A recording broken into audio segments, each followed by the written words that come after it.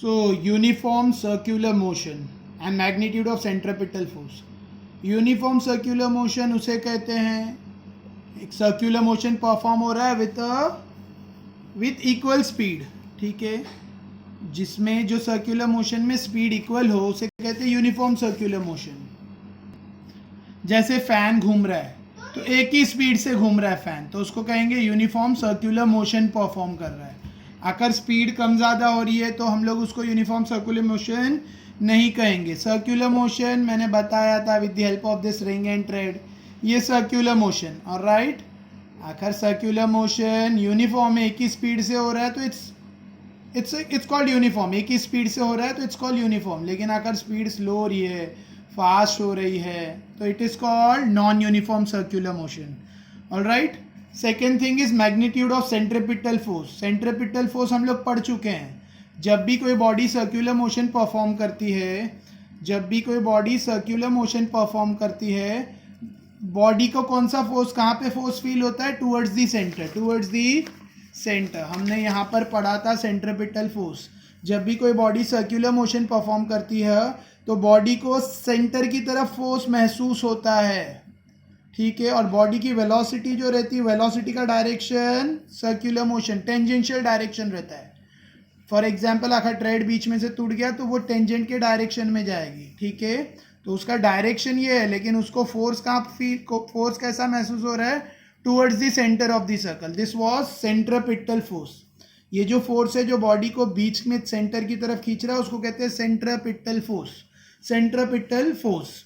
Now centripetal force का magnitude क्या है? सेंट्रीपिटल फोर्स का मैग्नीट्यूड, तो सेंट्रीपिटल फोर्स का मैग्नीट्यूड है F equals to mv² upon r, ठीक है. ये सेंट्रीपिटल फोर्स का वैल्यू है, फॉर्मूला है for centripetal force, mv² upon r. m मतलब मास ऑफ ऑब्जेक्ट. जैसे मैं अभी रिंग घुमा रहा था तो दिस रिंग का मास, इसका मास, ऑलराइट. और r रेडियस, जो मैंने स्ट्रिंग पकड़ी थी उतना रेडियस, ठीक है. तो आकर सर्कुलर मोशन परफॉर्म हो रहा है तो बॉडी को सेंटर की तरफ, अगर सर्कुलर मोशन परफॉर्म हो रहा है तो बॉडी को एक फोर्स महसूस होगा towards the centre of the circle, force महसूस होगा. This force is called centripetal force, ठीक है. तो इसमें m is the mass of the object, r is the radius of circular motion, ठीक है. m is the mass of this object जो circular motion perform कर रहा है, और r is the distance, centre और ऑब्जेक्ट के बीच में जो डिस्टेंस है उसको कहते हैं r. You can call it radius, ठीक है. और m हो गया, r हो गया, v क्या है? v देखो, r मतलब distance of object with the centre, m मतलब मास, v क्या है? वेलोसिटी.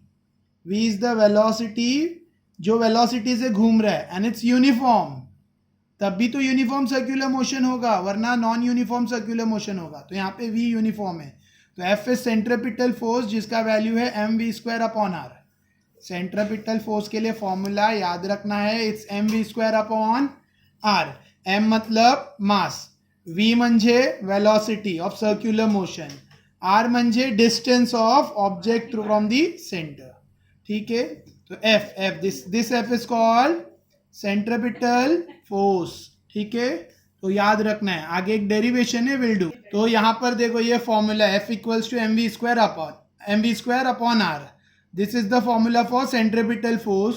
और जो मैंने अभी बोला है, it was all written over you can read. ये फोर्स को कहते हैं centripetal force given by this formula.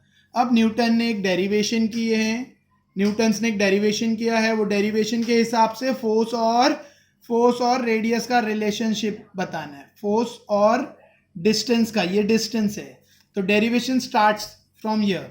If a planet is revolving around the sun in circular orbit, suppose planet circle के आजू बाजू कौन से ऑर्बिट में घूम रहे हैं? यूनिफॉर्म सर्कुलर मोशन, ठीक है. प्लैनेट सन के अराउंडिंग में, I am drawing a diagram, sun है, ठीक है, और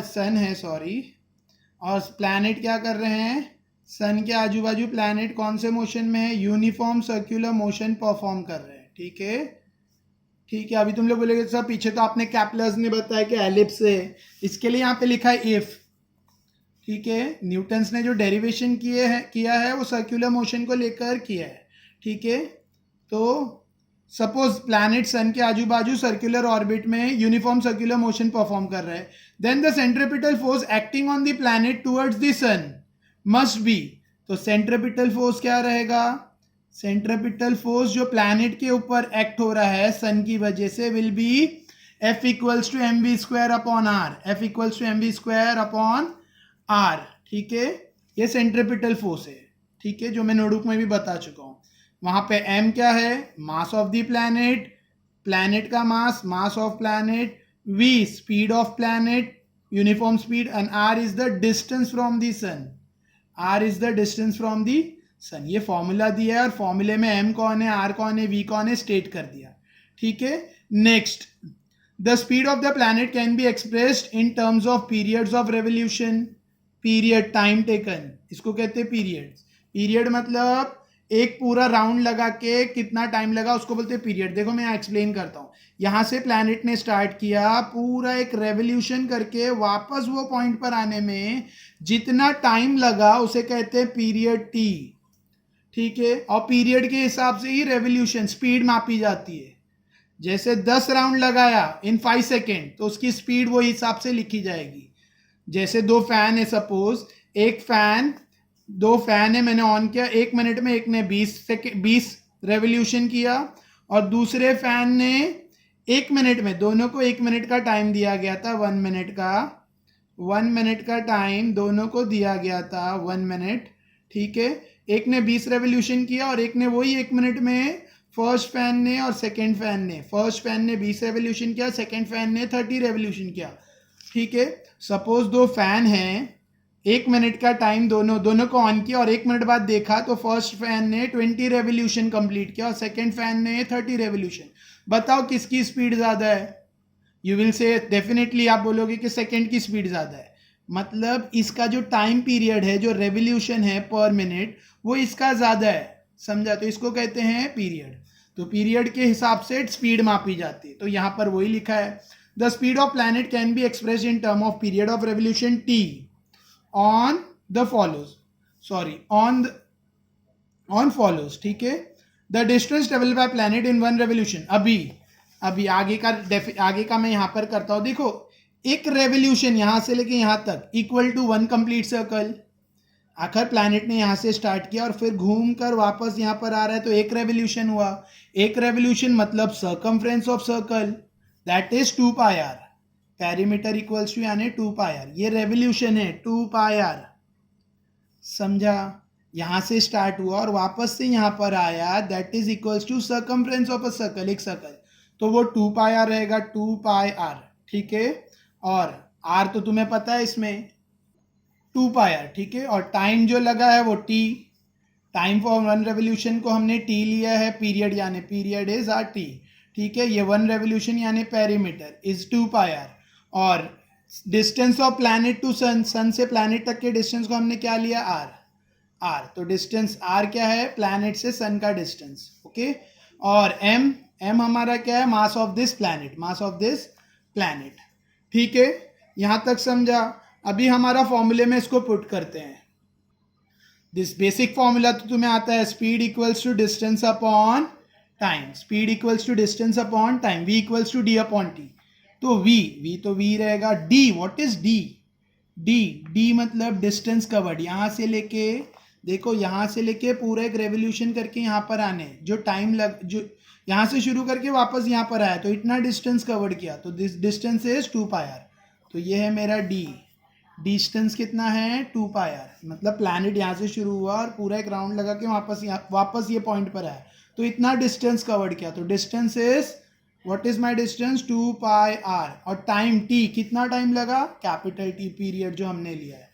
तो v speed equals to 2 pi are upon T, distance upon time वाले फॉर्मूले में मैंने पुट किया, करेक्ट है।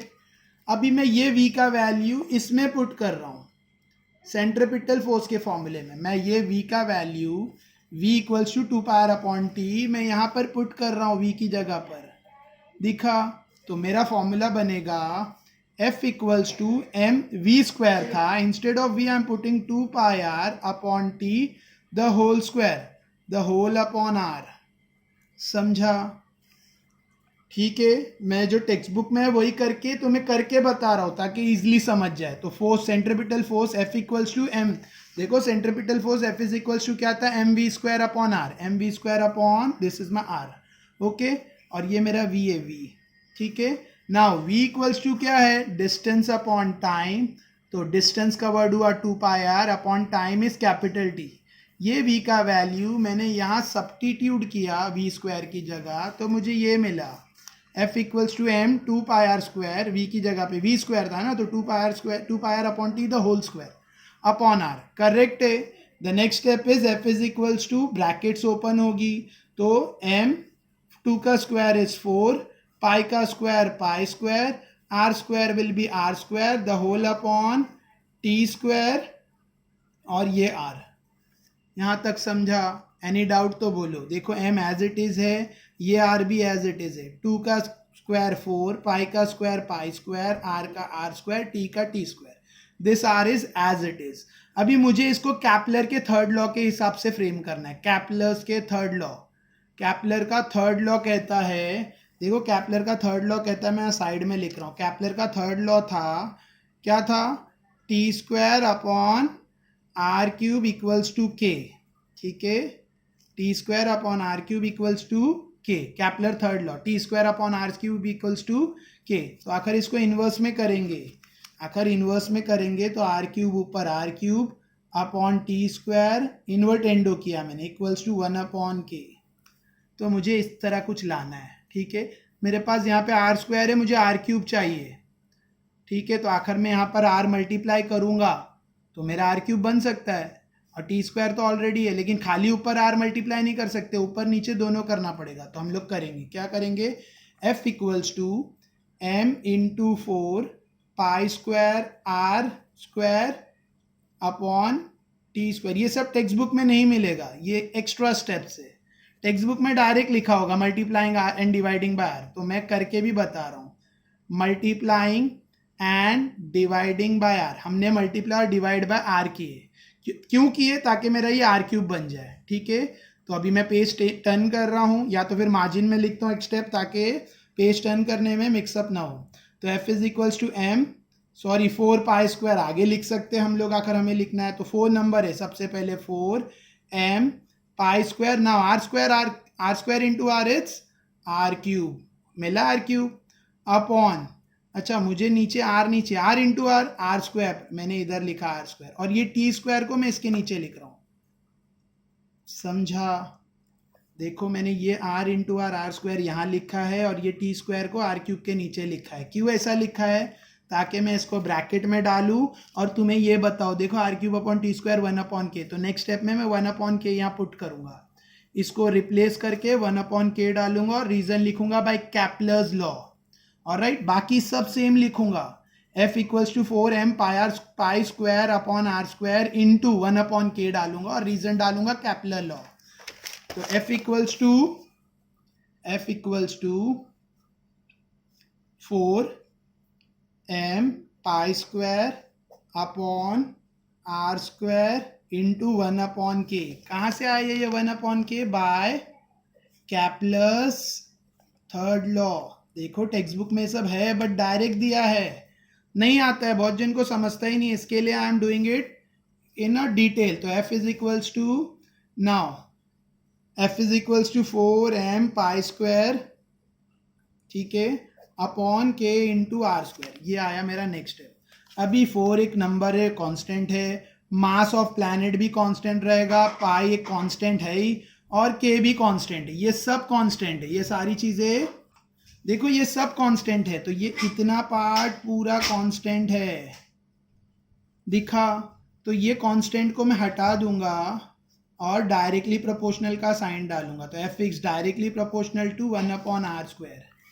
मैंने ये पूरा कांस्टेंट हटा दिया और इसकी जगह प्रोपोर्शन का साइन डाला, और ये डिनोमिनेटर में इसके लिए ऊपर 1 upon R square. Hence force, centripetal force is inversely proportional to the square of distance, inversely ये सब टेक्स्ट बुक में है, proportional to square of distance, square of distance, ठीक है। हेंस मेरा डेरिवेशन प्रूफ हो गया, हेंस मेरा डेरिवेशन। आखिर तुम्हें ये समझा है? देखो मैं टेक्स्ट बुक से भी एक बार बताऊंगा, ये टेक्स्ट बुक में भी है बट डायरेक्ट किया हुआ है और मैंने स्टेप वाइज किया हुआ है पूरा, ताकि यू कैन ईजिली अंडरस्टैंड। आखिर कुछ नहीं समझा ये तो तुम्हें मैंने अलग से बताया कि मुझे कैपलर का third law T square upon R cube equals to K है, तो इन्वर्ट किया R cube upon T square equal to 1 upon K, और वो मैंने यहाँ पर रिप्लेस किया। वीडियो आधा देखोगे तो नहीं समझेगा, कंप्लीट वीडियो देखना पड़ेगा तो ही समझेगा, ठीक है। अभी सेम चीज़ सब कुछ टेक्स्ट बुक में लिखा हुआ है, ठीक है, बट थोड़ा डायरेक्ट लिखा हुआ है, तो मैं तुम्हारे लिए रीड कर रहा हूँ, जस्ट पे अटेंशन, ठीक है। यहाँ पे गिवन में है पेरीमीटर यानी डिस्टेंस 2 पाई आर है, आर डिस्टेंस है प्लैनेट का सन तक, और टाइम टी पीरियड रेवोल्यूशन है, period of revolution capital T, ठीक है। नाउ वेलोसिटी का formula distance upon time D upon T, ठीक है। तो डिस्टेंस ट्रेवल्ड है 2 pi are upon time T है कैपिटल टी। फिर ये वैल्यू, ये जो v का वैल्यू, ये v का वैल्यू है, ये v का वैल्यू कहाँ सब्स्टिट्यूट करेंगे? फॉर्मूले में। कौन से फॉर्मूले में? This formula. यहाँ वी स्क्वायर दिखा तो ये v का वैल्यू यहाँ सब्स्टिट्यूट करने पर ये आएगा। देखो ये फॉर्मूला था F equals to M V square upon R, तो वी स्क्वायर की जगह 2 pi are upon T substitute किया गया, तो m एज इट इज है और इसको पूरा सब्स्टिट्यूट किया अपॉन आर, तो 2 का square 4, m as it is, pi का स्क्वायर इज पाई स्क्वायर और r का स्क्वायर r स्क्वायर, ठीक है, अपॉन टी स्क्वायर, ठीक है, टी का स्क्वायर टी स्क्वायर। तुम लोग सोच रहे हो सर आर तो एक ही, आप तो बोल रहे थे 2 आर है, तो आर कैंसिल होगा और हमने एक आर मल्टीप्लाई किया, इन्होंने 2 आर मल्टीप्लाई किया। देखो यहाँ पे लिखा है मल्टीप्लाइंग आर स्क्वायर, इन लोगों ने ऊपर नीचे आर स्क्वायर मल्टीप्लाई किया तो they get 4m pi square upon R square into R cube upon T square, R cube upon T square. फिर अकॉर्डिंग टू कैपलर लॉ ये R cube upon T square upon R cube K होता है, तो इसका inverse किया हमने, यानी R cube upon T square equal to 1 upon K रहेगा, करेक्ट है, समझा। आर क्यूब अपॉन इन्वर्टेंडो किया आखिर मैंने इसको, तो R cube upon T square will be 1 upon K, तो 1 अपॉन के, तो ये पूरे को इसको रिप्लेस करके अपॉन के डिनोमिनेटर में के डाला, ठीक है। फिर नेक्स्ट स्टेप में लिखा है कि ये पूरा कांस्टेंट है, 4m पाई स्क्वायर और के सब कांस्टेंट है, तो नेक्स्ट स्टेप में हट गया और f directly proportional to R square, f inversely proportional to R square आया, तो वो यहाँ पे स्टेटमेंट में लिखा है inversely proportional to the square of distance between the planet and the sun. तो जो मैंने अभी एक्सप्लेन किया सब लिखा हुआ है। लास्ट की लाइन, इसको कहते हैं, ये ग्रेविटेशनल फोर्स ऑफ अट्रैक्शन है, इसको कहते हैं सेंट्रीपिटल फोर्स जो सन और प्लैनेट के बीच में, उसको ग्रेविटेशनल फोर्स कहते हैं। ग्रेविटेशनल फोर्स बहुत वीक फोर्स होता है, दूसरे प्लैनेट से बहुत वीक दूसरे फोर्सेस से वीक रहता है, जैसे इलेक्ट्रोस्टैटिक फोर्स से वीक रहता है, न्यूक्लियर फोर्स से वीक रहता है। एग्जाम्पल दे रहा हूँ, ग्रेविटेशनल फोर्स सबसे वीक फोर्स रहता है, लेकिन यूनिवर्सल रहता है, प्लैनेट्स का रहता है, ह्यूज रहता है, ह्यूज मासेस ऑफ प्लैनेट की वजह से ये कंट्रोल करता है यूनिवर्स को, और इससे ही फ्यूचर डिसाइड होता है, ठीक है। तो you can read this, read करो एंड अंडरस्टैंड, ऑलराइट। तो इसके साथ ये एक्सप्लेनेशन, ये डेरिवेशन कंप्लीट हो गया कि F is inversely, derivation complete हुआ, F is inversely proportional to R square. F मतलब फोर्स, सेंट्रीपिटल फोर्स, यानी यहाँ पे सेंट्रीपिटल फोर्स मतलब ग्रेविटी, यहाँ पे जो सेंट्रीपिटल फोर्स है वो सन और प्लैनेट्स के बीच में कंसीडर किया है, इसके लिए उसको ग्रेविटेशनल फोर्स बोलेंगे, और R is the distance of the planet and the sun, ठीक है। तो मैंने उसका इजी, मतलब ये जो डेरिवेशन है मैंने उसको ईजिली अपने तरीके से डिराइव किया। अगर कुछ नहीं समझा तो you can easily replay and watch video, replay करो, वॉच करो एंड आंसर सम क्वेश्चन। इस पे क्वेश्चन आता है derive expression, derive the relationship between gravitational force and distance of planet and sun, distance between planet and sun, तो you have to derive this, ठीक है। खाली कभी कभी क्वेश्चन आता है व्हाट इज सेंट्रीपिटल फोर्स, जो पहले भी था, you can write over here same. फिर ये क्वेश्चन आएगा write the formula for centripetal force, तो फॉर्मूला सेंट्रीपिटल फोर्स का F equals to M V square upon R. MCQ में आता है the formula for centripetal force, और 4 फॉर्मूले दिए रहते हैं, उसमें एक ये दिया रहता है, तो you have to write it. तो दिस इज द एक्सप्लेनेशन, ठीक है, ओके, थैंक यू।